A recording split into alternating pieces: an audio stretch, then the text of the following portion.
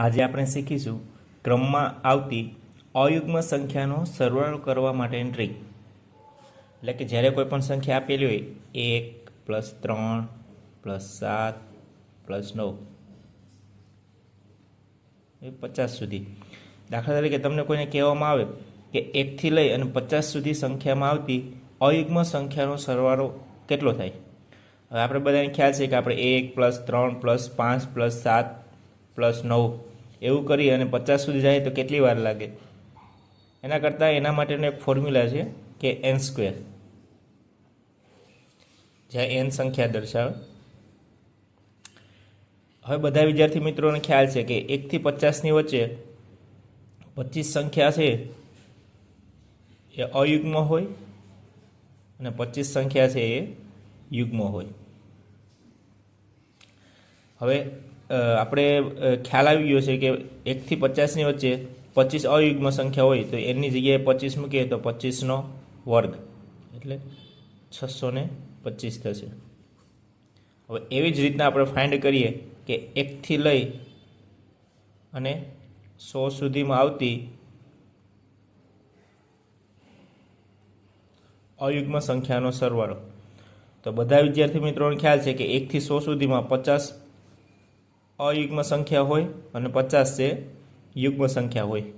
તો આપણે એનું ફોર્મ્યુલા છે n². તો એની જગ્યાએ આપણે મૂકીએ 50, 50નો વર્ગ એટલે જવાબ થશે 25.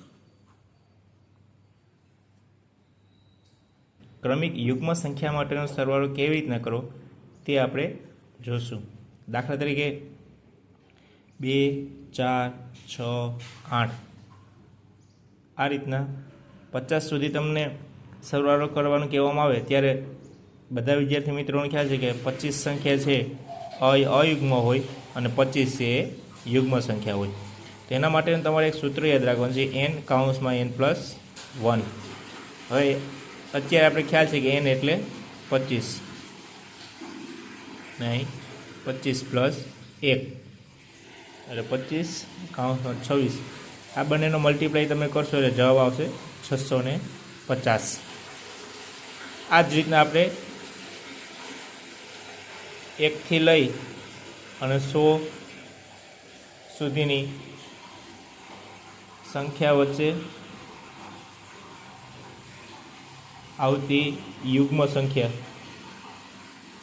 તો બધા વિદ્યાર્થીઓ મિત્રોને ખ્યાલ છે કે 50 અયુગ્મ અને 50 છે યુગ્મ સંખ્યા. તો આપણે ફોર્મ્યુલા n(n+1) એની જગ્યાએ મૂકશું 50, આ 51 થશે. આ બંનેનો મલ્ટીપ્લાય કરશો એટલે 2550 જવાબ આવશે.